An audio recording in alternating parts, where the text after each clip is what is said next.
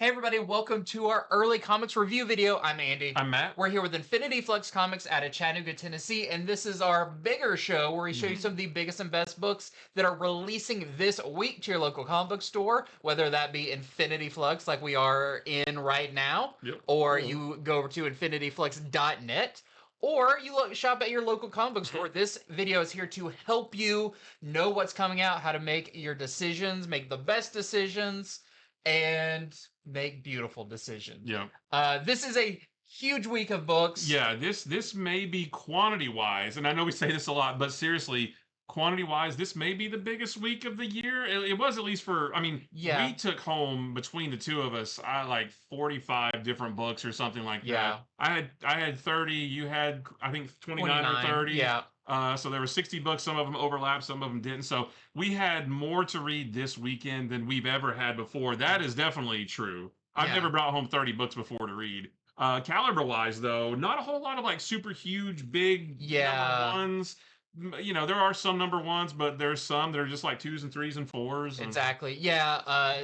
So a big week number-wise, but maybe your pull list won't be too bad, just depending. But we'll get into it because there's a lot of interesting stuff this week. Yeah. Are we gonna go ahead and start? All right, let's go ahead and start. Do we need something else? Do I need to No, I think do a little song and no, dance? we're good. Yeah, we're good. We are gonna start with 1776 #1. This is from Marvel Comics. This is written by J. Michael Straczynski, the artist by Sean Damian Hill and Ron Lim. And the overall gist of this story is that in an effort to prevent the Avengers or Doctor Strange from ever existing, Morgan Le Fay wants to help the British win the American Revolution.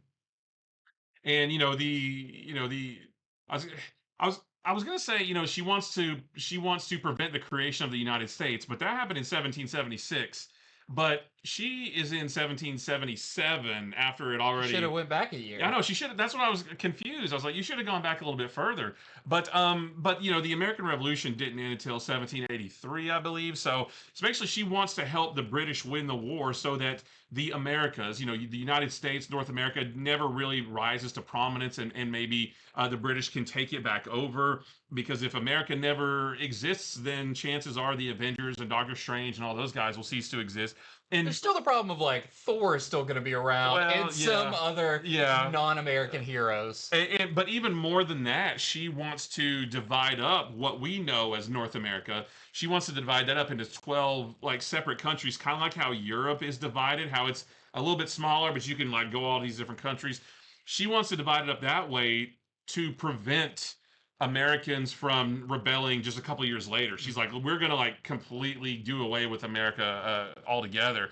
So that's her plan, and she's back in 1777 trying to pull this off. Well, there's a sorcerer named Cagliostro who sends Benjamin Franklin's consciousness to the present day to warn Doctor Strange about what Morgan Le Fay's plan is. So Doctor Strange pulls together a team consisting of Captain America, Iron Man, Spider-Man, the Hulk, and Clea to go back in time and stop Morgan Le Fay from what she's doing. I don't know why Cyclops and Invisible Woman are on here. They are not in this issue whatsoever.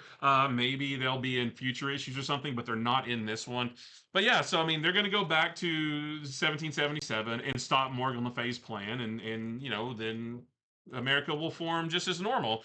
And that's pretty much all there is to say about this issue. This issue mostly sets up the story to come that's really going to get kicked off in #2. But by the time this issue ends, a couple of the characters are already in a precarious situation. It's one of those where we have to leave, or we have to wear clothing from the time era. We can't get found out, that kind of thing. And so it's one of those types of things. Now, what's interesting about this is that this almost feels like this was made for educational purposes, and they just wrapped a superhero story around it. Kind of like, when you get like one-shots that celebrate a certain holiday and it's all about that day, but there's a hero or two in it that saves the day, but really it's all about that. This Feels like if you went to like the Washington Monument or something, exactly, they would have this book that you could be exactly. like, oh, I got this special Marvel comic that they have Exactly. there. That's exactly it. Because there are a lot of dates and places and not characters, but historical figures mentioned in this. Captain America 2 or 3 times just straight up drops hard facts about American history. About things about the Battle of Saratoga and General Horatio Gates, who was a friend of George Washington's. I honestly expected him to look up at the camera at one point and say, like, "Remember, kids, it's important to learn your history," something like that. So that's not a bad thing. I really like American history, but this did feel like it's an educational piece first, and then a comic book second. Yeah. I'm not saying that's a bad thing. That's just the impression I got from it. But I do want to read the next issue. I want to see what other aspects of American history they bring into this. But yeah, this is definitely one of the more unique books that Marvel's put out recently. Blending fictional characters with actual real world historical figures and events and that kind of thing. So yeah, if you're an American history fan, if that's kind of your jam, maybe check this out, and you might like it. So there's our A cover right there. And we got some cool variants for this. We have a Joe Quesada cover. The only character, well, only Captain America and Iron Man are in this issue. We have this Steve Rude variant, and this looks like it's a wraparound with Silver Surfer and some other guys who aren't in this issue. This is the Jimenez cover, homaging himself, the issue of Amazing Spider-Man where Obama was on the cover. Yeah. I don't remember the number exactly, but there's that one. We have this Paulo Sakura variant. That was really nice. Yeah, I really like that look for Captain America. And I really like this. This is the David Nakayama foil cover. Hey, I don't even know if that's supposed to be Steve Rogers. It doesn't look like it. Maybe that's George Washington. I don't know, but I would love, whoever this is, I would love a series of that. It feels like awesome. a cool like multiverse. Yeah, thing yeah, that's absolutely. like all colonial. Yeah. Well, first up for me is Batman issue 160. Want to make sure I got that number right. So this is the part of Batman Hush 2. Even though we do have Batman issue 3, it's the most current issue of Batman out right now. It's crazy because Batman number 3 came out last week, and then this week we have Batman number 162. Yes. So every hour there was a new issue released between then and now. And like you've said previously, this is wildly different than the version of Batman we're getting in the early number Batman book currently coming out by Matt Fraction. This is your Jeff Loeb and Jim Lee story, lettered by our friends Richard Starkings and Tyler Smith, which I always like to point that out. I was just talking to Tyler earlier today. So we've had pretty mixed feelings about this Batman Hush 2 story. Art is really nice in this. Jim Lee is still at the top of his game, but I will say this continues to be a little confusing in the story it's telling. So this issue, we mostly see Batman facing off against the Bat family. All of this because he helped Joker survive from a almost near fatal attack in the first issue of this. And at the hands of Hush. At the hands of Hush. Now, there's been other characters that have come in here, like what's the character? The Silence? Oh, Silence, I think. Something like that. Something like that. Bane's been in it, Yeah, but some of those characters have taken a backseat because at this point, it is just the Bat family trying to stop Batman, who is, I guess, just trying to get away. I'm not sure why he's necessarily running from them and not maybe having a conversation with them. Yeah, and it doesn't help that, it's been months since the last part came out, and we've already had, I think all 3 of Matt Fraction's Batman issues have come out in between this and the previous one of this. So I'm already in Matt Fraction mode, where everybody's friendly with each other, and then now going back to this, it was very jarring. Yeah, it's odd. There's some stuff that Batman does in here that I don't really like. I don't like how harsh and violent he is against his family, and there is a really good conversation with Catwoman in here Hmm. where she even, I almost feel like, is representing the reader Right. and saying like, Yeah. Batman says something and she's like, you sound like a child. Like, basically you're Batman saying they started it first. And she's like, it doesn't matter. You're Batman. Like, this is not a thing that you do. But that's quickly, sidelined by more action. Now, there's some awesome scenes. There's a 2-page spread with Damian Wayne on a motorcycle that's Yeah. really cool. There's some bat tech and the Batmobile doing some stuff that we've never seen it do before. There's a lot of really convenient characters when they pop up right when they should. Right. There's no traveling from one character to another. You basically just open your door and there's the next one. I am very interested to see this story when it is all together, to see what is the arc of Batman in this, because I do feel like he is on a very odd arc, and a I don't think it's a bad arc. I just think I don't completely understand what the full story of this, the full scope of this, Yeah. I don't because understand even that. Hush is in this, but very limited. Yeah. And it's weird because there's one more part of this to go in the first half of Hush 2. And there's going to be a whole second half next year sometime in some other Batman book. And, Jim Lee announced that months and months and months ago. So it's like, I don't even know what to expect from that next half. Yeah. But Yeah, so I think we've said this before. This definitely feels like not your current Batman. This feels a little bit more like if you read Hush 1 and then kind of imagine this took place not too long after yeah. that, even though, Damian Wayne wasn't around at that point or whatever. This feels like that's almost its own little Bat universe Yeah. to the side. So, it does sound like we're being harsh on it. I do think I will understand this better once it is all out and I can kind of take a step back and look at it. I do want to go back and read it all together. Like after part 6 is out, Yes. I want to go back and read them all again, one after one, just to try to understand the story a little bit more. Yeah. But again, we know a lot of people are picking this up. I'm picking this up. It is Hush 2. It is interesting, but have so many questions that almost like clouds over everything. But again, great Jim Lee art, fantastic lettering again by our friends at Comicraft. So check it out. It is still Batman. It is still big coming out, and that is also a great thing that we do have this. We have Bat Fractions Batman, and we have Absolute Batman. So we have a plethora Yeah. of Batman titles. Well, not to mention Detective Comics Yeah. and Batman and Robin, Batman Dark Patterns just wrapped up, Batman and Robin Year One just wrapped up. So I mean, there's all kinds of stuff. Yeah, you can get your different Batman stories, your different takes from all different directions. So here we go. We've got our A cover. I am very interested to see how they end this first half, because in here it doesn't feel like there's they're leading to a moment or Right. something that would Right. happen in the next one. We also have this really nice. This is the Gotham City Sirens variant from Perel. We've got a Derek Chu variant with Batman and Hush. And we also have a foil variant of the A cover, the Jim Lee cover. All right.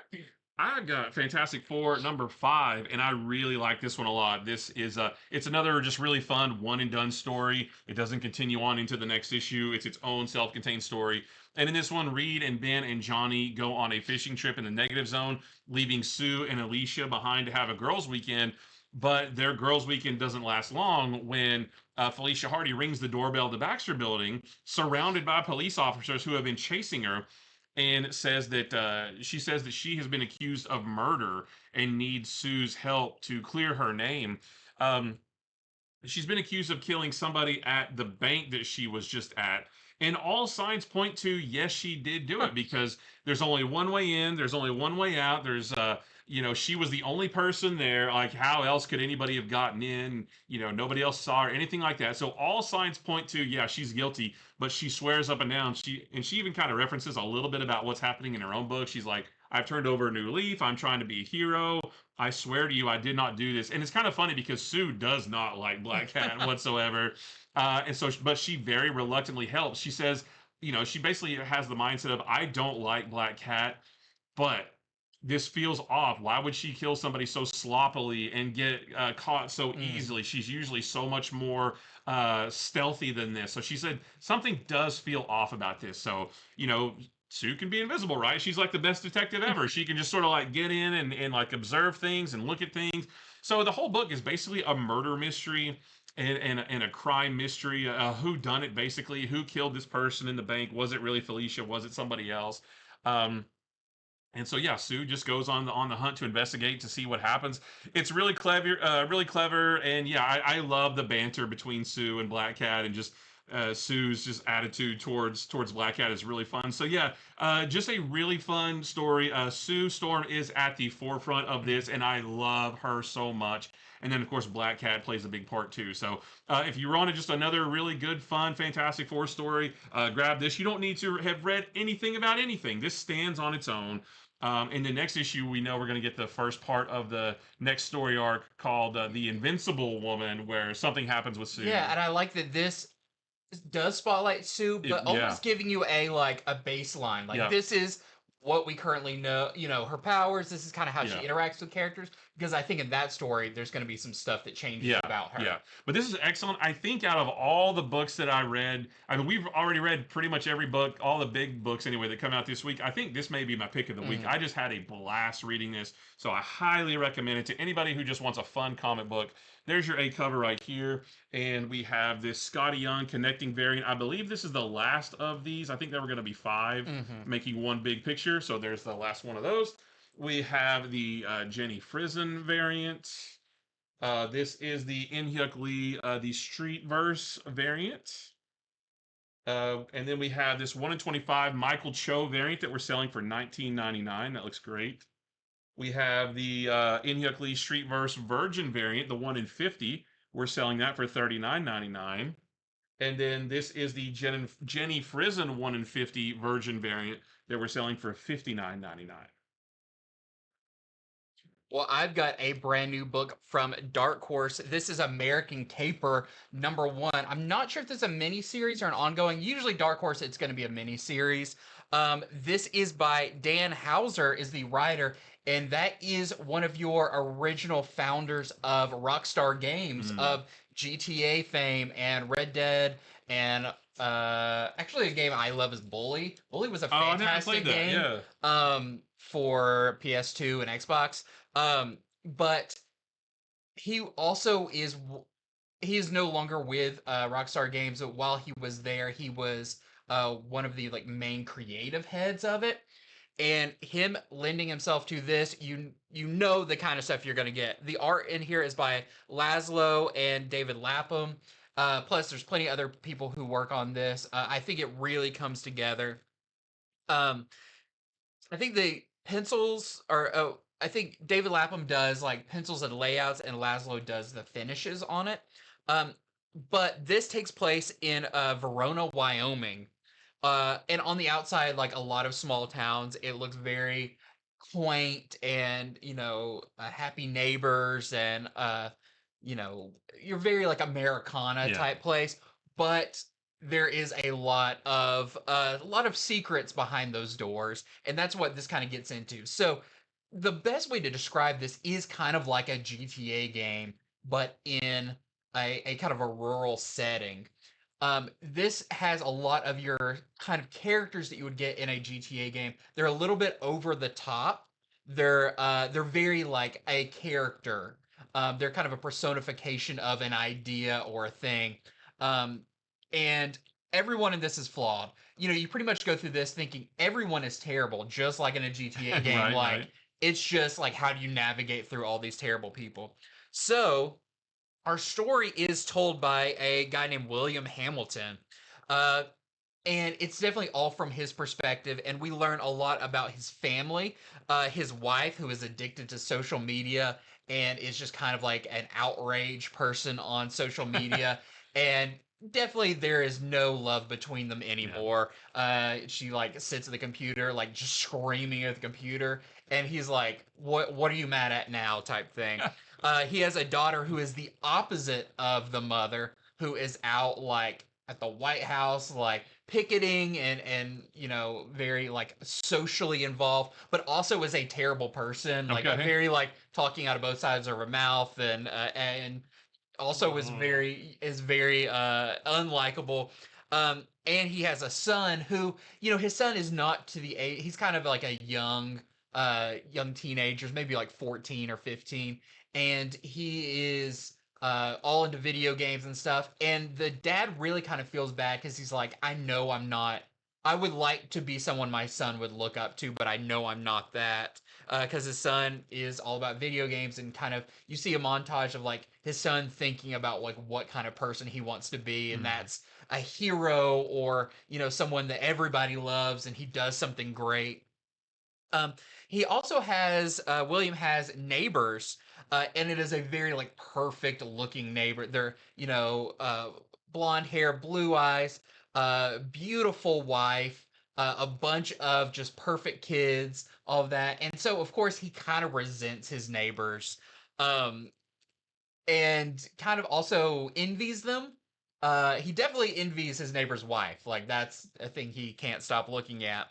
But I would say William is not necessarily a horrible person. He's just complicated like people are. Your protagonist, even though he does a lot of shady stuff and all of that, is maybe the most like trying to be better. I think he's now like a lawyer, but he works at a branch of a law firm that's far away from the big ones like in New York and LA and all of that. And he thought he'd be doing great cases and people would be like, loving him for doing all this stuff. And he turns out he's like, I just hide money from people. That's my main thing. But this is all the setup until one day there's an event that happens. A van crashes into his the fence that he shares with his perfect neighbor. And I don't want to give away like what it is, a van and everything, but this does make our focus shift from him to his neighbor, where we also learn maybe his neighbor is not as perfect as he appears and could even be like the worst of them all. Okay. But there's also reasons behind it's just people in bad situations making bad choices to try to get out of them.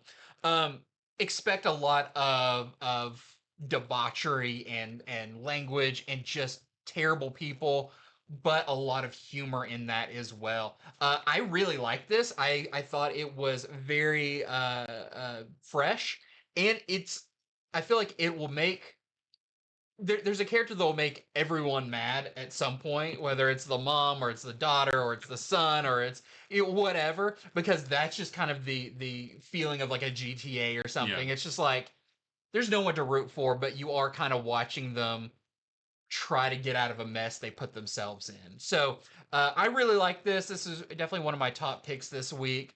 This is American Caper, not for all ages for sure. This is a pretty adult Mature book. title. But there is also, I do like in here, there's billboards and there's stuff. There's a lot to take in. There's like you've got a big scene, you just read a lot of things. You kind of get an idea of that world. There's a ad in the back of it for a grill that is mentioned early on.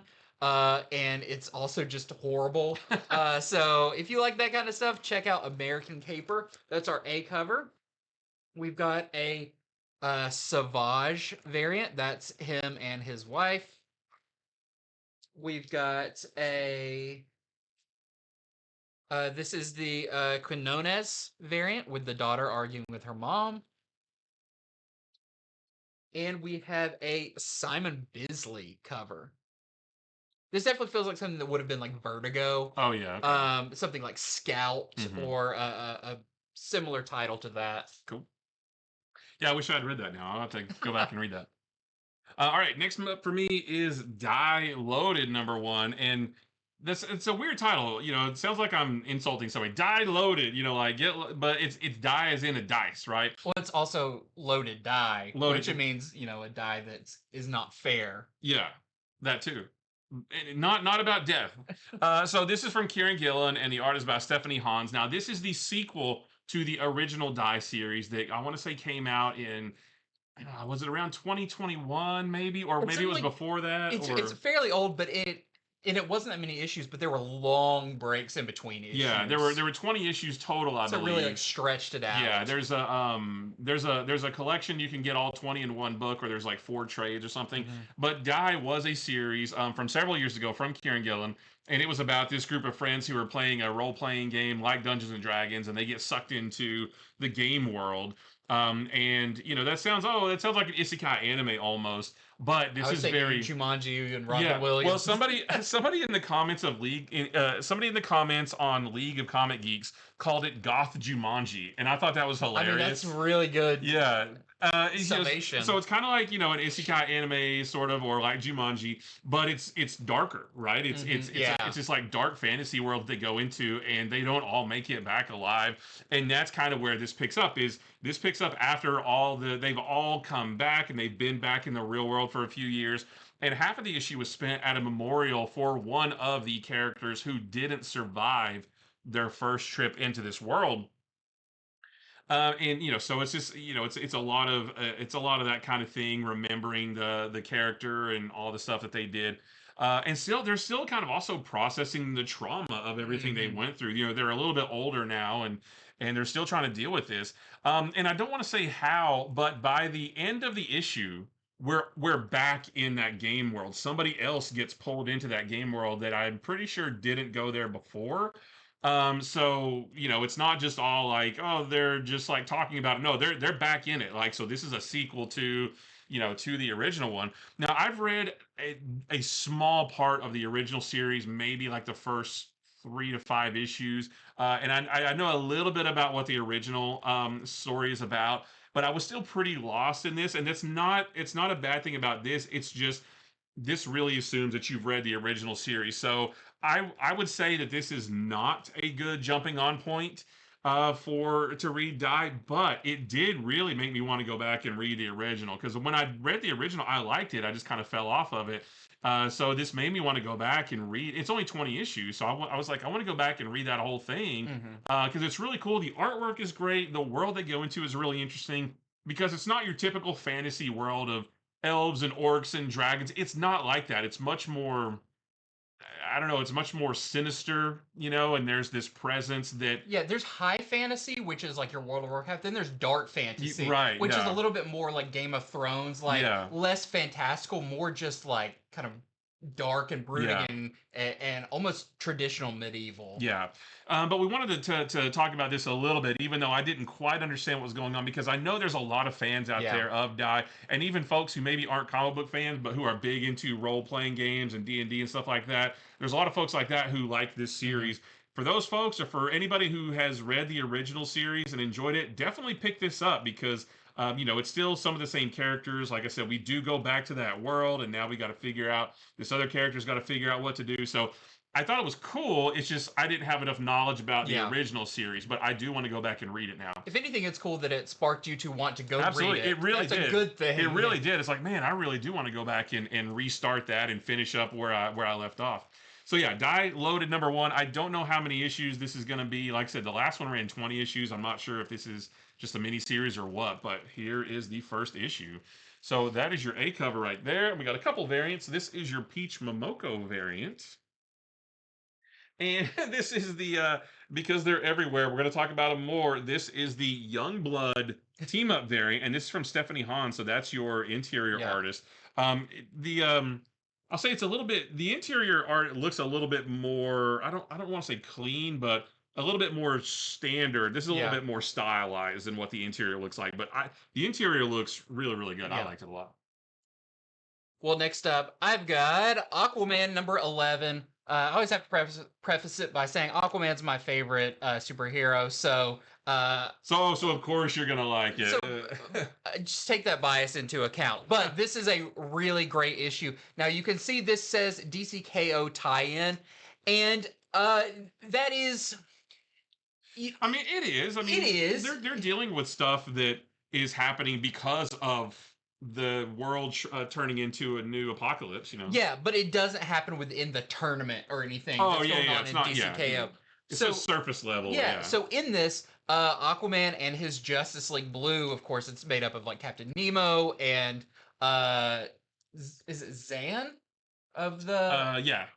the Wonder the Wonder Twins. Yeah. Twins, who now has like better powers than before, and all the other characters that are in this Lady of the Lake. They have returned from the big adventure that was the whole first part of this, and now that they're out, they kind of realize that there is a big dark side attack on the planet, which is the lead into DCKO, where in this part, parademons are trying to terraform under the water and open up, underwater volcanoes Yeah. and create more of those pits for Darkseid. Also, they are attacking a cruise ship, and you just get a lot of really good action as Aquaman and his team try to fight the parademons. I just realized this is not the only book where a bunch of action happens on a big yacht. That's true. It's crazy. There's 2 of those this week. So Aquaman and everyone fight. So there's a lot of action in this, but I feel like what you do see in this is the extreme power of Aquaman now that he's become an avatar for the blue. He's almost less like human, more godlike. Now we got to read an advanced copy of the next issue, which is the Fight Month issue that is releasing in December. Yeah. That's the one where he just straight up fights Hawkman. That's... Yes, and so what I'll say, I read this one first because I knew we had that. I read this and then I read that, and you really do see that scary power of Aquaman at this point where he's pretty much unstoppable, and I think that almost scares some of the people around him as well, that like he's at this point. So that is really, really cool. The other part of the story is we have learned in the last couple of issues that Mera and Atlantis and Tempest and Aquaman's baby, all that, they are not dead like he thought. They have been trapped inside of this other dimensional bubble. And in this issue, one of them manages to get out. And where they go is really interesting. And what is that going to lead to? We'll have to find out. But I thought this was great. Especially reading this and then reading the Fight Month issue. Yeah. It really, you see why Aquaman is going to last a while in this competition. Yeah. One thing that I'll say about that I have in my notes is if you've been reading this series but you don't want to read the DCKO stuff, still pick this up because the whole thing's not DCKO. There is, like you just said, there's some stuff in here that continues the story that they've been telling over the last few issues. So don't skip it just because it says DCKO. And if you only want to read the DCKO stuff and you haven't been reading Aquaman, you could still pick this up. It does kind of, it has an easy intro to it. Yeah, like you said, it's not the tournament stuff, like the big fight happens in the next issue, but this does deal with the surface level stuff, the fire pits and the that you see on Apocalypse and the parademons and that kind of stuff. So regardless, and this does pick it up lead anyway. like right up to DCKO #1, where Aquaman knows I've got to be a part of this. Yeah. Like it leads right up to there. So, but you see right here, and we know that there's something going on. Even Aquaman proclaims that he is something in here that's pretty scary. So I think this is great. Darkseid is not in this, but definitely the shadow of Darkseid is over it. Yeah. Another great issue that is your A cover. So yes, pick it up either way. If you read DCKO or just Aquaman, either way, pick it up. It's a really good book. This is the Galman variant. Really nice Mera cover. And Aquaman is not this chill in this issue at all. This is the Yildrum variant. He would like to be. He really wishes he could just lounge like this. But yeah, and just an early shout out to the Fight Month variant or Fight Month books. Yeah. We've read the Superman Atom, we've read the Aquaman Hawkman, and we've read the Wonder Woman Lobo. You're in for a big old treat. They're all really good. Lots of action, lots of fighting. You see different versions of characters that you haven't seen in a long time. They're awesome. Yeah. There's a reason why it's called Fight Month, because that is the majority of what you're getting. That's what it is, yeah. Okay. Well, I've got our next batch, or I'm going to start our next batch of X-Men Age of Revelation tie-in issues. There's 3 of them this week. Usually there's 4. I think Unbreakable X-Men got delayed maybe. So there's 5 next week where there's only 3 this week. So this one here is Iron and Frost #2. And at the end of last issue, Emma Frost thought she had found Tony Stark, and he was hopeful that she was hoping that he could revert her to her non-diamond form, which she's been stuck in because she's got a big wound in her chest. And Yep. if she goes back to her regular form, she'll die. So she found Tony Stark. She's like, sweet, he can help me.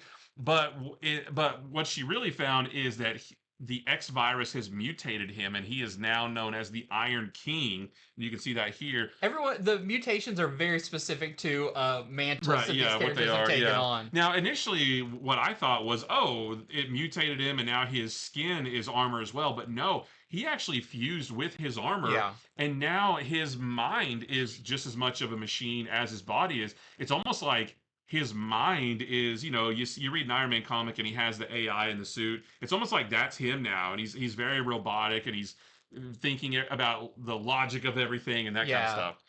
So, Emma isn't there long before Jim Rhodes comes back from a mission, but he's being pursued by one of Revelation's seraphims, and we get a nice little action sequence of them fighting before the Iron King steps in to finish it all off. But then the rest of the issue becomes a fight for Rhodey's survival because he has also been mutated by the X virus, and it's killing him. And so they're trying to figure out how to save him. Now, Rhodey has brought back something that the Iron King sent him out to retrieve, but there's an error in the Iron King's programming, and he doesn't remember doing it. Mhm. So then he just looks at Rhodey. He's like, no, there is no chance for this mortal to be saved or whatever. And I'm not going to tell you what happens, but the ending is pretty shocking. Like, I do want to see, like, whoa, did they really just do what I think Yeah. they did? And I want to see that. So I like this issue pretty well. We do get glimpses of Tony and Emma, the feelings they still have for each other. I Which really I like really that because that feels like that could come back even after this is over. Yeah. That there is still that There's something there, deep-seated yeah. connection between the two. Yeah, so I'm on board to read the next one. Of course, all of these tie-ins only have 3 issues each, so the next one is the last one. But this doesn't seem like it's going to affect the main Age of Revelation story at all. But if you're wanting to know which, some of the better tie-ins, I would say this is one of them. So there's your A cover right there, and we have this Inhuck Street Verse variant, and this is the Niemzik variant with Emma and Tony and Rhodey. And then this is the 1 in 25 Tar and Clark variant that we're selling for That's really $19.99. nice. Yeah, that's a good one. I also always forget that she can't use her psychic abilities while in diamond form. That's right. So this entire time she's been in diamond form, she can't. And she says it's like the loneliest she's ever felt. Yeah, she's like, not in people's heads. Yeah, she's like, I don't like being left alone with my own thoughts. Yeah. That's why she wants Tony to help her so that she can have her telepathy back. Yeah. Well, next up, I have our next one. This is Rogue Storm number 2. And once again, I'm going to be honest, this was a little hard for me to completely wrap my mind around. I didn't get it at all. So this, of course, X years later, we see the Aurora that we saw at the very end of the first issue, which is, most of the first issue took place 5 years into the Age of Revelation. This, and at the very end, we saw Storm in the kind of the jungle and all of that. This mostly takes place in that setting 10 years in the future. And she is being kind of haunted by a very literal spirit or demon. Now this could be something that relates to her ongoing series right now. I don't know, Yeah. but if it is, it doesn't really say see Storm number whatever to understand this. So there is a very weird sense in this of I feel like I missed some explanation of what's going on. That's a big part of this is that kind of voice and thing that is talking to her. Also, she is in communication with Dr. Voodoo's brother Daniel, who died in Dr. That's who Voodoo's that was. first appearance. Oh, okay. Way back in Mhm. I forgot what book that is, because it got reprinted in a Dr. Voodoo number 1 that I've read. But he's a very timid, anxious character, but he kind of works as kind of a lookout, helping Storm out, and warns her that there's someone coming, and that someone is Gambit. And Gambit is very upset with Storm because of what happened 5 years ago, which was in the flashback sequences from the first issue, where Storm and Rogue Red, because at this point Rogue has been split into two people, a Rogue Red and a Rogue Green. Why did that happen? I don't know. We don't know that. And Rogue Green's story was in Unbreakable X-Men, Yeah. and now she's a giant Galactus statue. Yep. Um, anyways, Gambit's very Sure. upset about this and is going to confront Aurora about that. Of course, they have a history, but that might not be enough. And you know, to heal Gambit's sad heart. We do see more of what happened 5 years ago when they were like, I think Rogue and that team were going to take out Storm at that point because she's kind of lost control. But a lot happens in that I didn't really understand. There's maybe some betrayal and everything, and it is very violent, but I didn't fully understand what was going on. Again, these are 3 issues. Maybe by the 3rd issue, it will all pull it together, and I'll really understand the overall story. But I'm not quite sure how this relates to the Age of Revelation overall story, other than, you know, this is the Gambit that's in there, and this is the Storm that's in there. But it doesn't really affect anything that's going on in the main story. Right. Yeah. I would say this is pretty far removed from the main Age of Revelation story, so you should be fine to skip it if you only want to read the main stuff. Yeah. If you're a big Storm fan, and I believe, you know, if you're reading that main Storm title, which I've heard is great, I want to check it out, but it may make this make a little bit more sense. Maybe. I'm not sure. But, you know, your mileage may vary. Here is your A cover for that. We've got this really nice Villalobos Rogue Red. It does definitely give me some vibes of Superman Red and Superman Blue. And then we have this really nice Inyuk Lee street verse variant with Storm. Okay, well, the last, but definitely not least, Age of Revelation tie-in for this week is Sinister's 6 #2. This is my favorite of the 3 this week. I like this one. So Mr. Sinister sends Havoc and his team to investigate this abandoned research facility in the heart of the Revelation territories, because that facility is where Revelation first started experimenting with the X virus back whenever he was doing that. Yeah. And he's hopeful. Mr. Sinister is pretty hopeful that they'll be able to discover the origin of the X virus and maybe even a prototype of it that he can then use to develop a cure for it. So the team goes to that abandoned facility, and it's one of those where it's in the middle of a jungle and there's like trees and brush and growing all over it because nobody's been there in a long time. So they go to that facility, but then it becomes your typical story of the team splitting up and taking different paths and going down different corridors and things like that to try to find what they're looking for.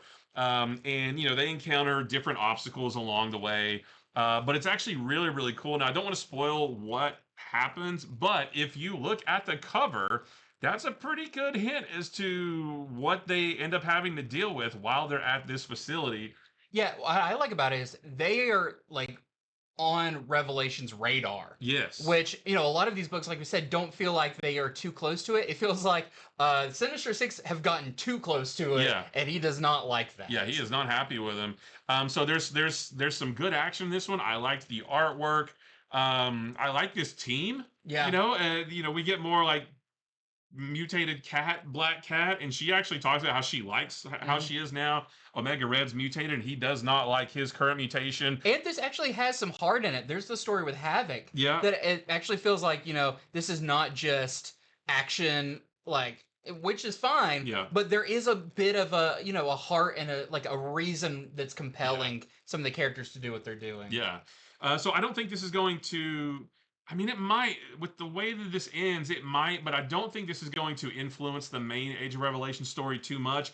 But I do think this is one of the better tie-ins. Yeah. So if you're maybe open to reading a few of the other tie-ins and not just the core stuff, I do recommend this. I did genuinely like this. I thought it was cool. I think I like this even better than the first one. Yeah. Venom is with them on this mission reluctantly, and they made a point to say that they're not able to get through the symbiote to find out who's underneath. So maybe, who knows? I don't know if it's Eddie Brock or if it's Mary Jane, or I don't know if we'll even find out by the time the next issue's over, because maybe it doesn't even matter. But I like this. It was really cool, and I can't wait for the next one. So there's our A cover, and we have this nice Mason variant with Havoc and Venom. And then we have this 1 in 25 Jeff DeCall variant that we're selling for $39.99 with a very sinister looking Sinister on it. It's almost funny. It's almost like Sinister's Professor X, and those are his X-Men. Yeah, yeah. The way that like he sends them on missions and everything. And I still don't know if I trust him, but so far he has not done anything to make me not trust him. No, it's one of those things of like, I do believe that he is against Revelation. Yeah. And maybe that's all you need at this point. Maybe he's like, hey, I'm the one who's supposed to be messing with genetics and stuff, not you, so I'm going to shut you down. But yeah, I mean, so far, so good. Yep. Well, next up, boy howdy, do I have one. This is Youngblood #1. What? Are we back in the 90s? What? Sometimes it feels like it, except for my back hurts more. This is Youngblood #1, written and drawn by Rob Liefeld, of course. Big shout out to the colors on here who does some great work. Juan Manuel Rodriguez, because, there's, Liefeld doesn't do everything on this. Yeah. This is interesting because I do want to start off by saying the A cover is polybag. That's not a variant. That is because I believe it comes with a trading card. Now, the copy that we took to read, we took with some of the variants which aren't polybagged. Right. But it's only the A cover that has the trading card and polybag. So I don't know if each issue has different trading cards or if they all have the same card. I guess we'll find that out on Wednesday once people start opening them up. But I will say this has maybe one of my favorite opening pages just because it makes me really nostalgic. Yeah. It really kind of gets you back in the mindset of your early Image days. But we are kind of reintroduced to the Youngblood team. You don't really know, is this a continuation? Does this happen during the original one? It's just they're back and they're all the same people that you know. So you've got your classic team in a jet flying to a mission, which I will say for the majority of this, I don't really know what they're trying to stop. There is a villain named Xerxes, who, if you know the X-Men villain Strife, you know what Xerxes looks like. Just imagine him gold instead of silver. Yeah, his name's Xerxes. Spelled Xerxes. Is that an actual word? Yeah, it was King Xerxes. It's who the 300 faced off against. I thought it was just a made-up name. No. Oh, whoops. No, it's Xerxes. Okay. I said I liked American history, not like other history. Not like Persian history. That's right, yeah. But he's going around on his mega yacht. Like we said, there's a couple of mega yachts in this this week's worth of books. They basically say like he's being real threatening, but we don't know what he's threatening or why he's bad, except for he looks bad. He looks like someone that he's they got need the to big stop. like sharp blade looking things on his head. Yeah. Like that. You're always bad if you have that. So I would say the majority of this issue is them jumping out of a plane. And in that transition, you get reintroduced to all the characters. So you've got Die Hard and Shaft and now I started to name them. Bad Rock and Chapel, and the purple girl. I don't remember her. Poor girl, she gets left on the plane. She doesn't get to. I don't remember her in too much of this. She doesn't get to do anything. She's like the girl in the chair on the jet. Yeah. And I don't remember. It's not Voodoo. That's Wildcats. It's not I don't remember her name. It's not Velocity. No, that's Cyberforce. That's Cyberforce. Yeah. But a lot of this issue is just that. It is them jumping out of a plane and fighting people on the deck of a yacht. This comes with what you expect. If you are a fan of Rob Liefeld and his Vogue is the girl's name. Vogue. Yeah. It was something like that. If you're a fan of Liefeld and what he does, you're getting it in spades here. It is all the greatest hits of poses that you've seen from Deadpool to Snake Eyes to Chapel in this. You've got references to X-Men in here with certain poses or things characters say. This is definitely trying to drum up your nostalgia for that era of Liefeld working on those books and everything and old Youngblood stuff. Not much on the way of story. I'll say once it's done, still don't really know what the story is. Yeah. So, in my notes, I put that they jump out of the jet onto the ship, they clear off Xerxes' goons, and they try to fight him. But what is Xerxes' plan? What is he doing, and why is he doing it? I don't know. Don't worry about it. It doesn't. Yeah. You don't need to know apparently in this first issue, because I have no idea why he's doing what he's doing. Because these are the good guys and he's the bad guy. Yeah. Why is he the bad guy? Just cause. Yeah. Don't worry about it. There's some other characters that pop up that some may be new, some may be old. I'm not sure. They look like your greatest hits. They're kind of like Deadpool, but with a little different colors, and it's that thing. I think all the characters have existed before, except for maybe Xerxes. I don't remember seeing him before, but the other guy that Shaft fights, I'm pretty sure he's been around in some of the older ones. And then the other character that just pops up out of nowhere, I'm pretty sure he's been around too. So yeah, characters just appear out of thin air. Yeah, they were below deck the whole time. Where were you the whole time? Yeah. There is a kind of a surprise character that pops up at the end, but they do kind of tell you in the beginning that they're on their way. I was interested in that though. I do want to see where that goes. So, yes, this is exactly what you expect it to be. If you are a Youngblood fan, you will like this. If you don't, this will not change your mind. Yeah. It is it's what it is, and it's Youngblood. Which cool. Yep. So it's definitely a comic you can buy if you want to. It is a comic you can buy. Yep. With these characters that you may or may not be big fans of. But props Liefeld once again working on these characters that he created, and he's got a new book out there, and that's great. So here is your A cover. Now, there was a lot of variants, but we don't have all of them here, but we've got a few to show. Now, this is interesting. I did want to look through that one. Yeah, this is called the Youngblood Manga Edition. This is the same book, the same art, except for they do the duotone. Yeah. I think it's still called duotone or halftones or whatever. I don't know if it's called duotone when there's no color, but except for red, there's still blood. But everything else is black and white. Yeah, black and white. So it's almost like a black, white, and red book from Marvel or something. It's kind of like that. But other than that, it's the same book. It reads the same direction, all of that. We also have this Ryan Otley cover, which I really like, which I believe was originally a commission or a sketch that they've turned into that cover and colored and everything.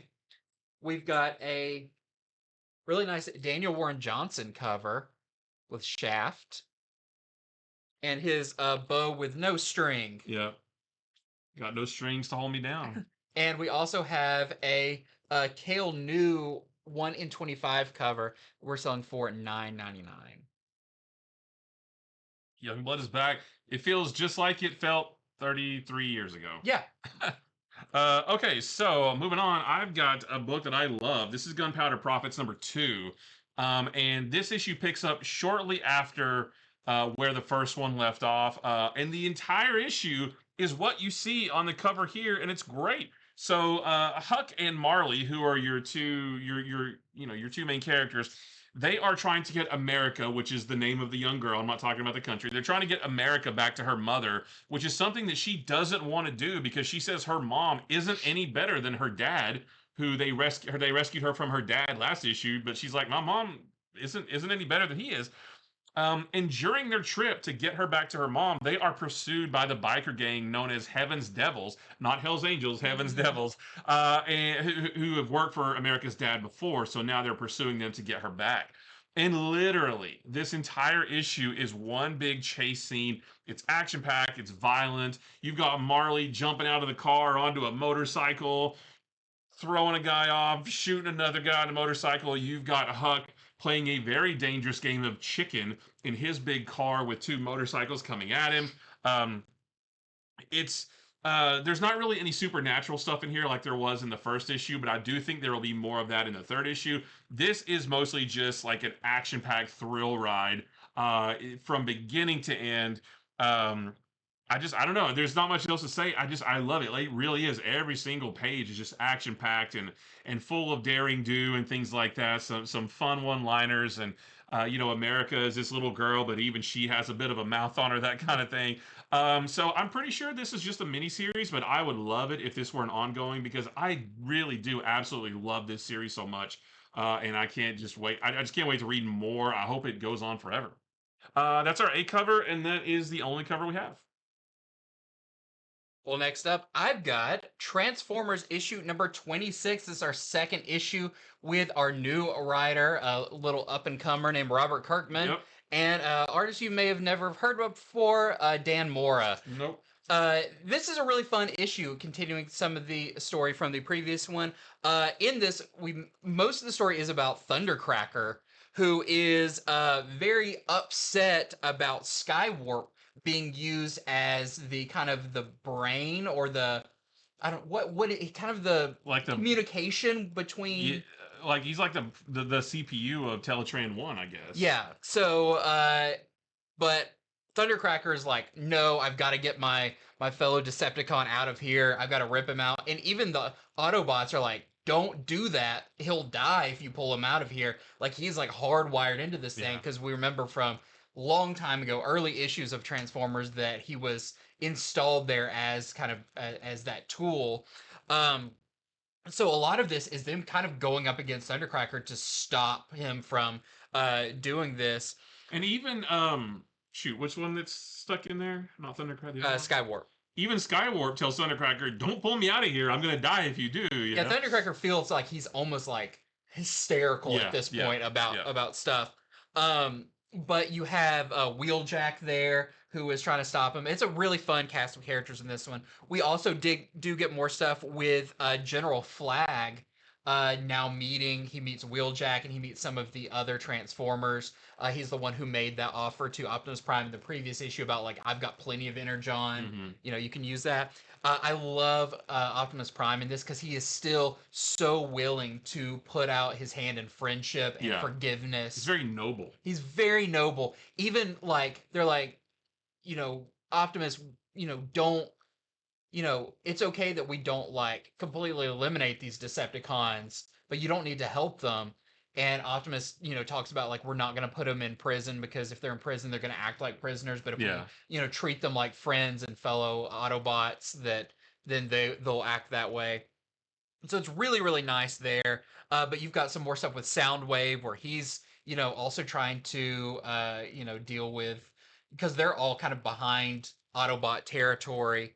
And something there's some really kind of almost emotional stuff that happens here, but there is something really interesting at the end that happens with Megatron that I don't know what it's leading to, but I think it's pretty cool. And once again, it's a beautiful issue. I feel like not that this book needed Invigorating. Yeah, but I don't think it lost any steam between Daniel Warren Johnson and Jorge Corona and Robert Kirkman and Dan Moore. It's still a top tier book. And we do get a little bit more with the surprise character who popped up last issue, who I was very excited to see. That character is in it some more and does some things. Yeah, maybe some not so nice Yeah. things. So here is your really awesome. I love how blocky David Nakayama has made Optimus on there. So there is your A cover. We also have a Daniel Warren Johnson B cover. I forgot what that new character's name is. He's their van. Yeah, I just read it. Yeah. I don't remember. I just read it before we they have a cool moment in there. We've also got this 1 in 25 Kale New variant. We're selling for $9.99. That one's really fun. And this really nice, and they're doing this for the next few issues. Yeah, this is a 1 in 50 Dan Mora cover that's kind of like a concept art, but it's just so bright and clean. And we're selling that one for $29.99. All right, I've got Teenage Mutant Ninja Turtles X Godzilla #1, and this is written by Tim Seeley. The art is by Pharaoh Pay. And so this is kind of its own continuity. Again, we're not talking multiverses, but this is its own story. And in this continuity, the Foot Clan was originally established to protect Japan against kaiju. And they were successful in doing so until Godzilla appeared. And when all of a sudden their mystical ways to fight kaiju didn't work anymore. And we're talking like this is in the past when Oroku Saki and Hamano Yoshi were still like not friends but not enemies, and they were both still in the Foot Clan, and Splinter was still a little mouse. Like this is back then. So we get a little bit of that. And then in the present day, which is where most of this book takes place, Godzilla has reappeared and starts attacking Japan again. And when Splinter and the Turtles see that Shredder might actually have something to do with Godzilla's awakening, they make plans to travel to Japan and stop him. But something happens at the end that may disrupt those travel plans and maybe just as much of a threat to them as Godzilla is. And I don't see how they possibly stop this. But maybe Splitter has some like old mystical ways to stop Godzilla and any other kaiju they might run into. But yeah, the start of this new miniseries, Ninja Turtles and Godzilla, they're both teaming up with everybody else. You've got Godzilla over at Marvel and DC. Ninja Turtles are teaming up with all kinds of people, Power Rangers and Batman, and now they're all there, and now they're coming together for a story. So it's really cool. So Ninja Turtles, Godzilla fans, don't miss out on this one. This is our A cover right here, and this is the really fun Juniba. I love that variant. one. Yeah, this is great. I like that. I hope we end up getting some Kaiju Eye. Kaiju Eyes. Kaiju Eyes Ninja Turtles. Yeah, that'd be cool. Actually, we might. Yeah. But something happens in here that we might, actually. Ooh. Yeah. Well, next up for me, I have what's maybe my pick of the week, but I am a sucker for anything Hellboy. This is Hellboy the BPRD, The Ghost Ships of Labrador. Number one, this is by, of course, Mike Mignola and Rob Williams, and the art is by Lawrence Campbell. And I love Hellboy stories. They scratch an itch that nothing else does, and this one is no different. This is set in Red Bay, Labrador, in 1990, and it's a whaling village. And it is, I forgot how many people they said lived there, like 200 or something. It's pretty small. And one night it gets covered with fog, and out of the fog comes, like the movie The Fog, comes some ghost sailors. And there's always been rumors of like you can see ghost ships out in the harbor and all of that, but no, this time they just like come straight onto land, and it's not like, oh, I think I saw something. No, they're just there. And they like pretty much take up residence in this town, scaring away the people. But then the ghosts just like go to the tavern and hang out, and there's a couple just like walking the streets, and like they've really moved in. But like some have like spears stuck in them, and like they all had, you know, pretty traumatic deaths at some point.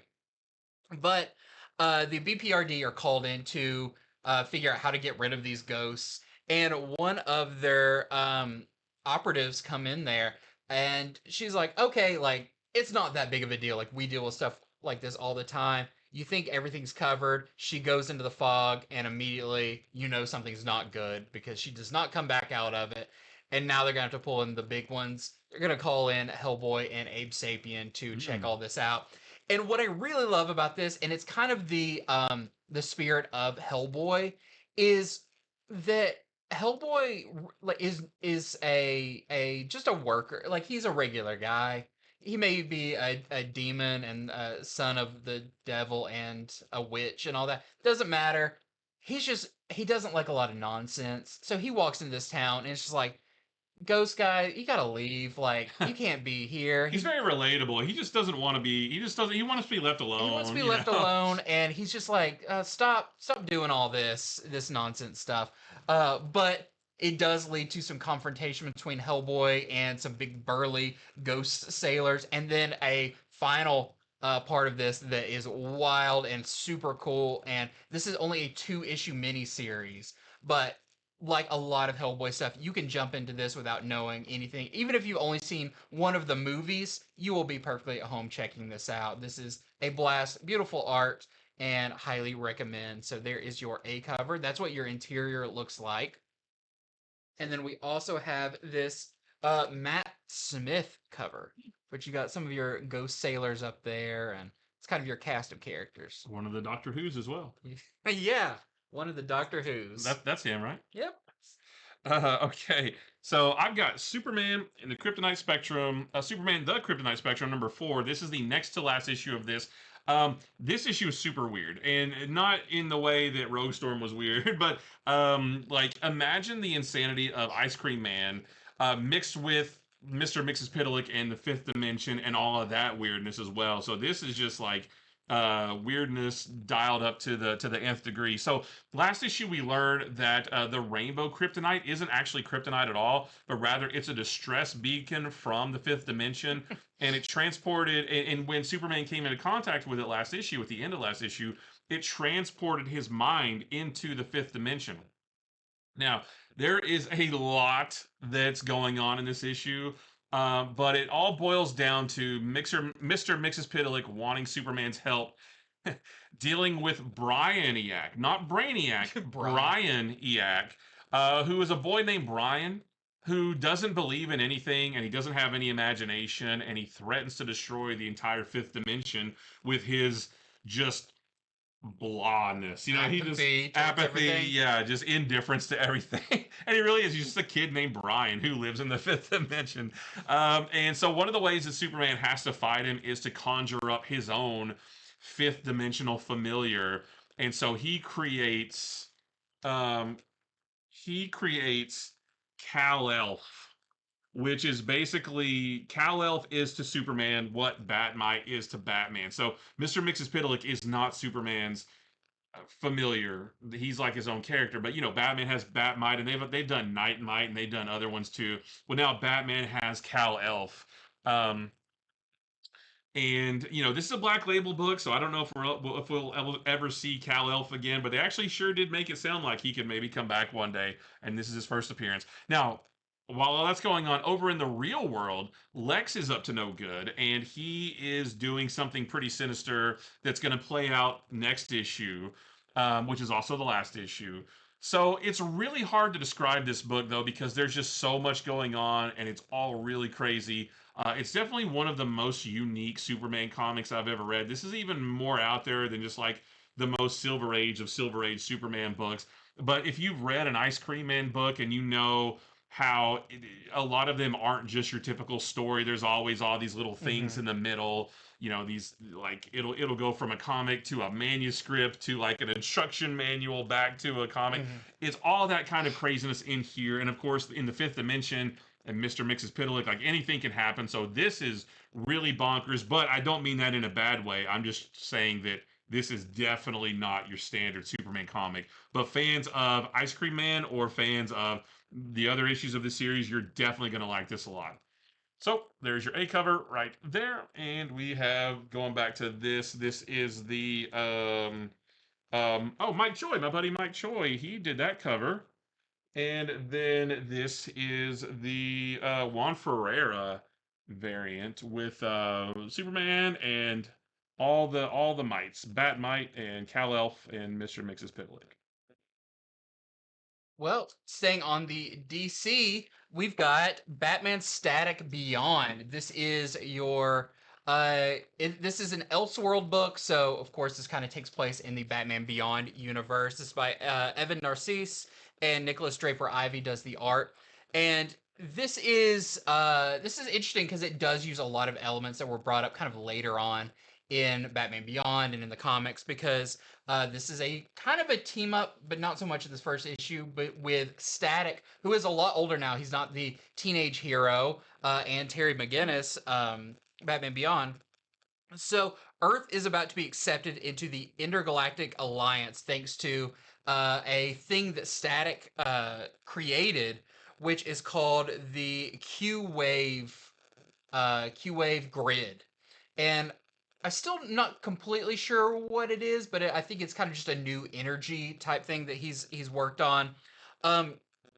But that can only happen after Earth basically demonstrates it. They almost describe it as like auditioning to be, brought into this intergalactic alliance. So they have to prove the new tech, and the Justice League Beyond are there. So you've got Superman Beyond, and you've got I think Warhawk is the Silver Hawkman. Oh, I like him. Yeah. So you get a lot of your other Justice League Beyond there, which is really fun. I liked reading that they had a couple of those back in like the earlier 2000s, or maybe it was before New 52, I think, and they're like digital first comics and stuff. Yeah, I liked those. Superman Beyond and all that stuff. Yeah, I think is it one of them? Is it War Woman? There's one. She's basically the Wonder Woman stand-in, but she's from like Apocalypse. She Oh was yeah, I think under so. Granny Yeah. Goodness, Uh-huh. and there's the little boy who's Green Yep, Lantern yep, and yep, stuff. yep. I like Yeah, all that they're stuff. all there. Nice. You get some really fun action there, and you get some funny stuff because Terry McGinnis is not necessarily a big fan of going into space and the zero G and all that. And they even be like, "What happens if he throws up inside of his suit?" And like, I think that's maybe why he has that Ew. mouth hole. Oh, you're right. But so there's some action that happens there. But a lot of this kind of goes back to Neo Gotham, where we see Terry McGinnis like just living his life, and he goes to some parties and he does all that, and you do get a return of the Joker gang, Mm. and maybe something, and it's not clear that maybe something with this Q grid that Static created is messing with the bat suit.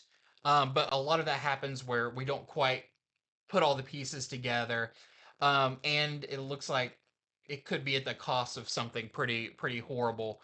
Um, Now the solicitation talked about there's a new enemy, a new villain that is going to be introduced. I don't believe they're in this unless it turns out that it's someone that we see and we don't realize is going to go that way. This is a lot of a setup issue, kind of getting you back in the headspace of the Beyond universe. So I think we'll know more once we get to the next issue about That's what's going on. it's an Elseworlds, right? Yep, Yep. it's an Elseworlds. So really cool. I like being back with those characters. I like the design for Static. I think he looks cool. Yeah, he has a cool like older persona Yeah. in this.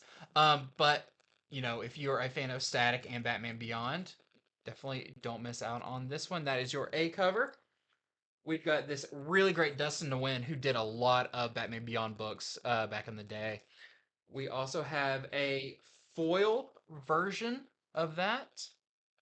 That would have been a really nice spot foil with just the Oh reds yeah, or yeah. something showing up. And then we have a Raza variant with static.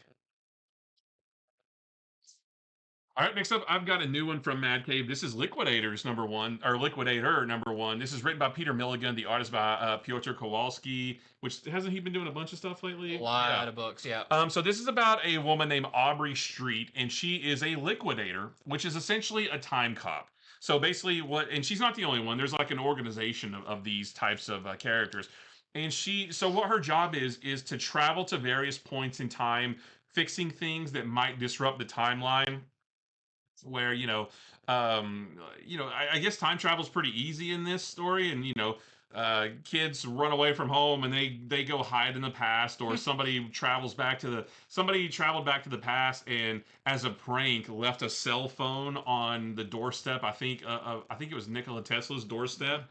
So and luckily he didn't see it, so she has to go back and just fix things, like fix little time anomalies, right? Well, her latest assignment is to travel to New York in 1891 to retrieve a copy of the book The Feminine Mystique, which isn't supposed to be published until 1963. And so obviously that's a time anomaly. She's got to go fix that.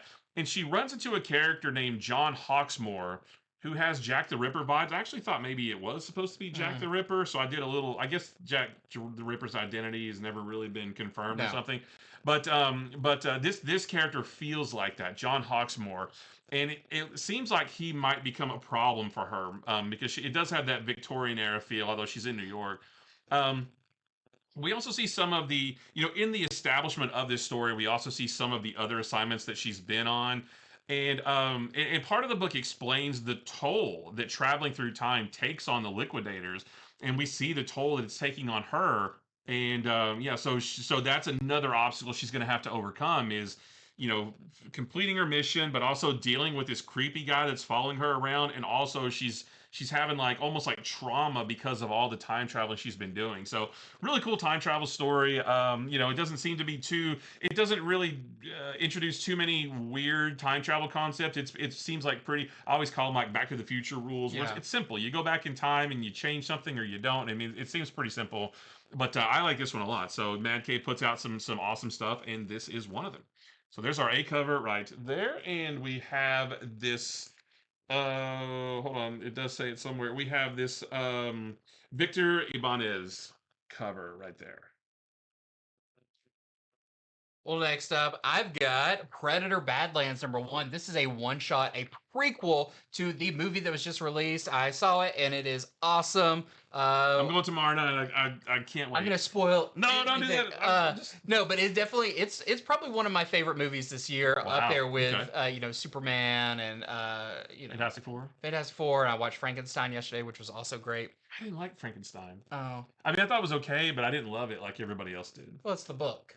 Yeah, but That's what I liked I about had a it. different idea of what it was going to be going in. Anyways, Predator Badlands. Yep. So this is by Ethan Sachs, and the art is by Elvin Ching and Arden Jr. So of course this is set before, but we still see our a couple of our main Predator characters from the movie, Deck and his brother. Um, in this, there is a spaceship that crashes on this planet, and it is full of this alien family, and they are the we get kind of some communication between them and the ship's computer, and the mother's like, ship computer, your main objective now is to protect my son. The son comes on and is like, we can be friends, talking to that, but the family's going to go into like some cryostasis pods to help survive this crash until they can get help. And the ship crashes, and then we cut to the predators who are on this planet, and Deck, the younger brother predator, is trying to prove himself to his father, and there is something on this ship that they know that he thinks, if I get this, I'll prove myself. And this is a dangerous planet, but the ship definitely has its defenses up now because of its new kind of prime directive of protecting this child and this family who are uh, without any defenses inside their cryopods. And this ship has a lot of resources to do this. It almost can like manufacture stuff to take them on. And so you get a lot of fun action. You get a lot of Predator tech versus this other tech. They've got all of their spears and all of their fun weaponry that they go up against the ship with. And yeah, I'm I at first I was like, oh, I should have read this before the movie. I was going to ask which one you did first. I like the order I did it because You saw the movie first? I saw the movie first and then read this. Okay. And I don't know, it helped me kind of like hear the characters and the know a little bit more about their personalities and all of that. That is, you get more of that in the movie, of course, than this. So I didn't mind doing it in this order, but I'm sure you could have a different feeling going the other way. So this was really fun. It's just a one shot, but I would love some more Predator comics that have Predator as the central protagonist. Usually, it's humans running from the predators, but I think Predator Badlands has shown that no, they can also be the main characters in a story. So there is your A cover. That doesn't really happen. I mean, I guess that could be kind of what the ship is making down there, but that doesn't really happen. So that's your A cover, and we also have a movie poster variant. That's really nice. That's a big old mouth. Yep. Big teeth. You got to watch the movie to understand that big old mouth and those big old teeth. Tomorrow night? All right, so I've got Amazing Spider-Man Torn at #2. And in this issue, Spider-Man and us, the reader, learn the truth about what the mysterious book from last issue really is, the sort of the MacGuffin of this whole thing. So Evangeline, who is you don't see her on any of these covers, but gargoyle. Yeah, she's like this character that got turned into a gargoyle because of that book. She goes to the guy who told her to steal the book for him originally, demanding to know what it is and why it turned her into the monster that she is now. And he tells her, he's like, bring the book to me and I could definitely fix you. And so she's like, all right, fine, whatever. And then, of course, that leads her into another confrontation with Spider-Man, and there's some good action there. And there's a really nice Peter and Mary Jane moment, which is in short supply these days.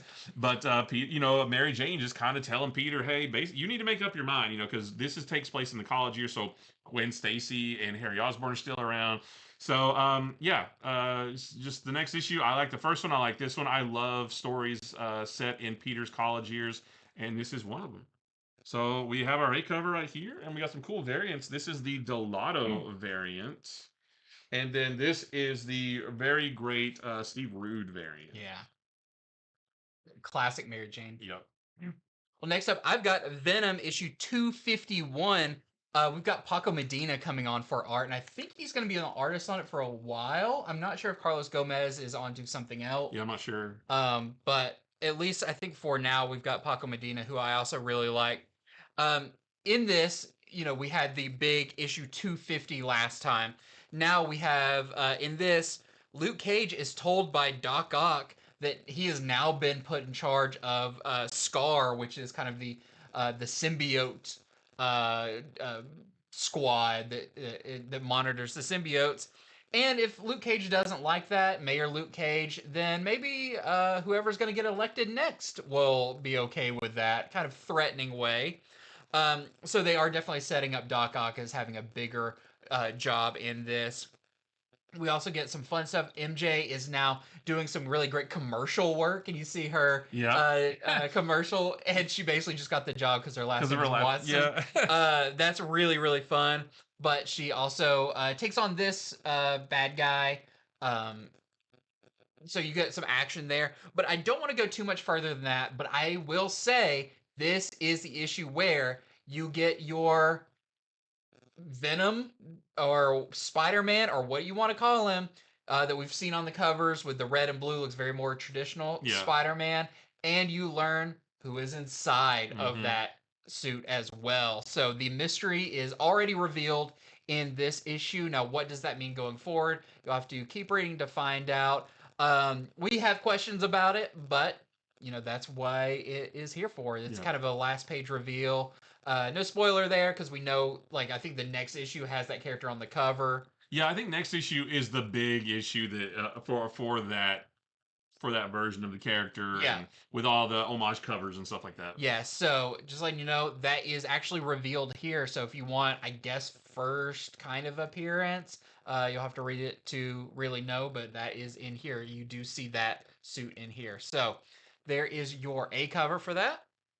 We also have this Puppeteer Lee variant. That's crazy. We've got this really nice, I think this is the one I got. This is the Scan variant. Very elegant MJ and Venom. And then we have this 1 in 25 Jerome Opeña cover that we're selling for $14.99. That doesn't happen in this. Yeah, Spider-Man's not in this. And Venom doesn't look that classic. No. All right. Next up, I've got Marvel Knights: The World to Come #4. And this is really cool. So this series has repeatedly mentioned an event called the Race War. And I thought that... I actually thought it was maybe something that happened back in Christopher Priest's original run of Black Panther that maybe I didn't read or forgotten about. But actually, what it is, and maybe I was supposed to have already known this, I'm not sure, but we learned that it was actually this big conflict between the X-Men and the Inhumans.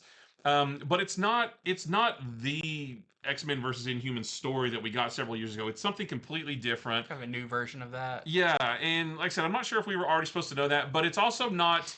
It's not the event that caused the world to come. I still have no idea what that is because it happened way before that. But it did result in the deaths of... This isn't a spoiler. It resulted in the deaths of several X-Men and several Inhumans. And again, this is its own continuity, so don't worry about trying to make it make sense with anything else that's out there right now. And we also learned something else happened to the rest of the heroes afterwards. But we don't know what yet, and I wonder if that may have contributed to whatever it is that caused the world to come. Because again, there is some kind of event that it keeps counting, 8 years before the world to come, 3 years after the world to come. But what is the central thing that this book is revolving around? I still don't know.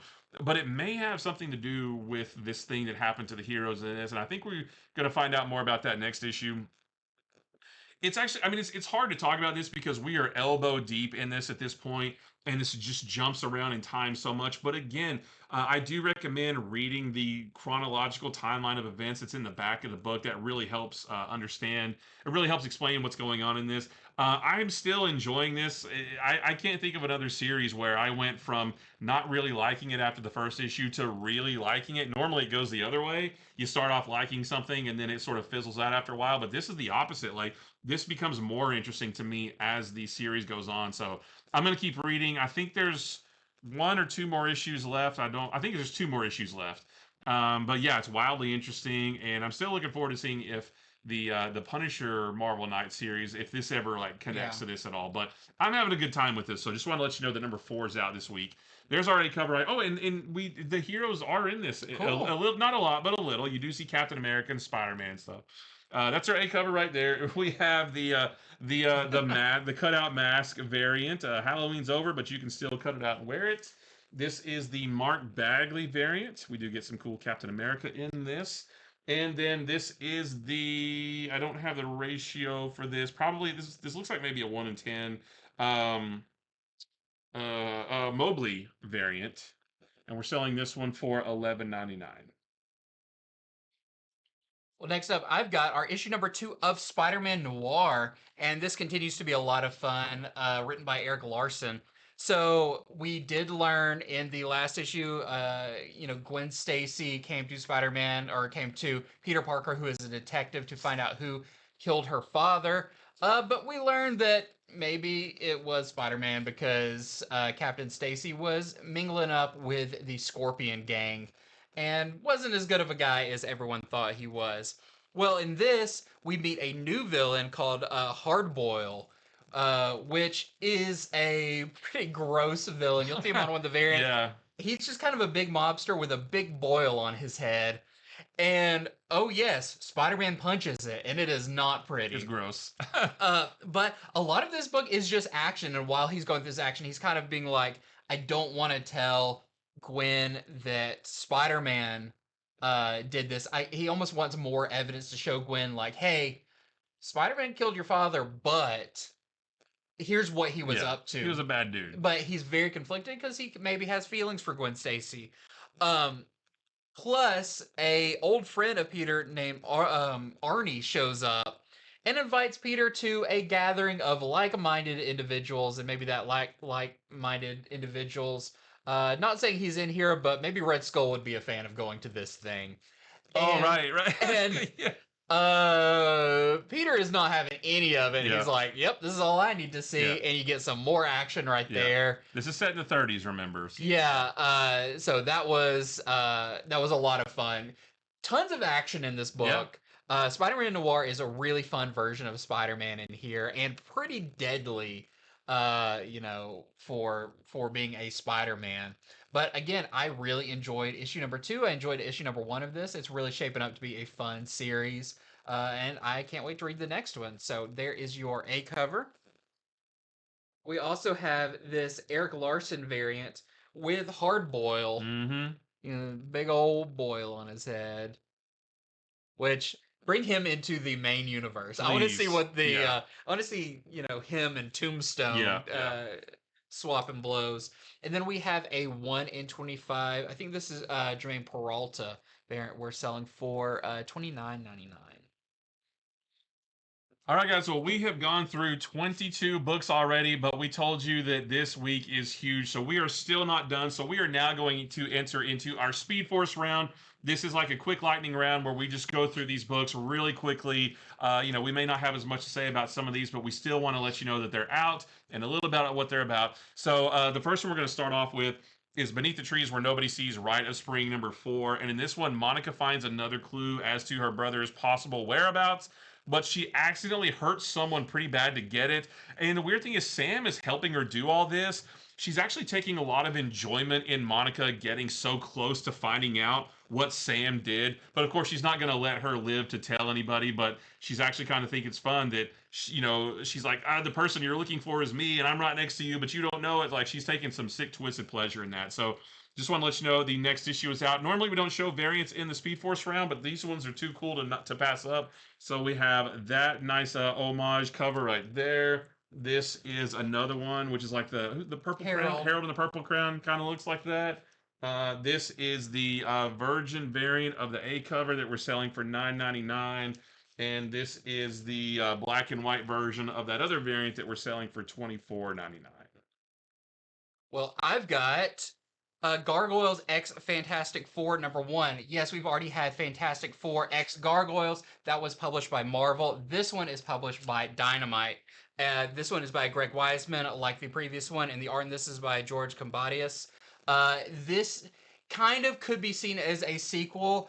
They don't have to be reintroduced in this, so it could take place after that as the Gargoyles and the Fantastic Four are just friends. They hang out together and stuff, but something happens. A portal to the negative zone gets opened up, and something gets taken in there that the kids, Valeria, Franklin, and Nash, follow through to try to get back. And now it's up to some of the adults, the Fantastic Four and the Gargoyles, to figure out how to get them back and make sure everybody's safe. So if you enjoyed the previous one, I think I like the previous one better, but this one is still really cool, and you get more classic Fantastic Four villains in here. So I just wanted to let you know about that, and that is your A cover. Well, we've also got Spider-Man and Wolverine #7. This is the start of a brand new story arc, and it's the first appearance of a new villain named Arachnix. Arachnix, not like arachnid, but with an X, Arachnix. So Reed Richards reaches out to Spider-Man and Wolverine for help dealing with this new villain, but there's a bit of a twist to that I'm not going to tell you about. It's not quite as straightforward as I'm making it sound. But there's some really good action in this, especially at the beginning, which the beginning of the book starts with a bang. Kari Andrews is back on art, so it looks awesome. Again, brand new story arc starts right here. Just another great issue of this action-packed series with Spider-Man and Wolverine. And that's the variant. Oh, is it the? Oh, did I accident? I didn't mean to grab the variant, but yeah, there's the variant for that one. With that new, I think that's Oh, a yeah. Capuccio. Capuccio, yeah. The I don't remember the. I A don't, new costume. yeah, new costume variant. Yeah. Even though he doesn't wear that. Right. Next up, I wanted to talk about Poison Ivy Annual 2025. I thought this issue was beautiful and I loved it. This is by G. Willow Wilson, your ongoing Poison Ivy writer, and the art is by Mark Buckingham, which this fits his style a lot. He's not your big superhero artist or anything, but if you're familiar with his work on Fables, this falls right into that, as Ivy is seeking answers and she goes to find the Tree of Knowledge, which moves around throughout the green and the forests, and she manages to track it down, and it has a story to tell her about the Lady of the Lake, which looks very much like Poison Ivy in here. It's a very fairy tale Arthurian style story that is perfect for Mark Buckingham's art. And I really enjoyed this. You can read this without reading any of the other Poison Ivy, but if you just want a really interesting kind of fairy tale style book, don't miss out on this one. We've got Spider-Man 94 #3. And in this one, the first half of the issue is Morland's origin, which is actually quite a bit different from the comics. It's a pretty drastic divergence from that. We also get a little bit more Morland versus Spider-Man in this, and Kane starts to question who he is and why does he have memories and feelings that he doesn't recognize. Because we know who Kane really is, but he doesn't know yet. So he's starting to realize that in this. So yeah, this is the next issue of the series that's trying to put a bow on the Spider-Man animated series. And next up, I've got Red Hulk #10. You got some more Red Hulk in here, but is it too little too late? This is actually the final issue of this. I didn't know that when I was reading. I didn't know that either. Yep. I had assumed, and I think, they had talked about before that this was a kind of an ongoing series, but surprise, it is the final issue. Now, we do know Red Hulk is going to play a part in that upcoming one-shot that wraps up The Will of Doom, I the think. Will of Doom, and they talk about, he's like holding Dr. Doom's mask. And I mean, the way this ends feels like there is a big story right there. Yeah. Because Red Hulk makes a pretty big declaration and is basically Yeah. calling out Dr. Doom and maybe the world. Yeah, I was like, wait a minute, you're done? Like, you're not done, but Yeah. you're done, you're not done, you know? So that was really, really cool. So sad to see this end. Hopefully we get maybe a new #1 that is not tied in with One World Under Doom, but more Red Hulk stuff, because this has been really fun. And there you go. We've also got New Avengers #6. I like this one quite a bit. The New Avengers go after Guru Strange to try to find out where the rest of the Killuminati are. And after what Iron Apex showed Bucky last issue, Bucky doesn't know if he can trust Natasha anymore. So he does take some measures to find out if she's really who she says she is. Plus, there are 2 new members of the Killuminati introduced. You know, the Killuminati are like twisted clone versions of the Illuminati. Well, we get 2 new additions to that team that we've never seen before. So I guess first appearances, I guess, if you're into that thing. But yeah, a cool new issue of New Avengers. Well, I've got Supergirl issue number 7. This is actually the Thanksgiving issue, so this is a kind of a holiday issue. One, it's really fun because Kara's family invites over a lot of familiar faces, including Clark and Lois and Oh, some nice. other characters to their Thanksgiving meal. But where's Kara? Why is she not at the meal? It's because she got turned into a mermaid. And that is what this issue is about. Another fun, kind of a light-hearted issue, but really celebrating the super family and all of that. And startling revelation of what is Zatanna's favorite flavor of pie. Find out here. That's the big question. Yep. Well, the last one I have is Ultimate Wolverine number 11, and in this one, Colossus and Magic have created a what they call a Cerebomb, like Cerebro, but a Cerebomb Yeah. from the brain of a psychic mutant, which is capable of getting past any defense that a mutant can create. And they drop that thing directly on the opposition's headquarters, and Logan tries to stop it. Does he succeed or does he fail? You'll have to read it to find out. But we are getting near the end of this series, so we're seeming full steam ahead into Ultimate Endgame.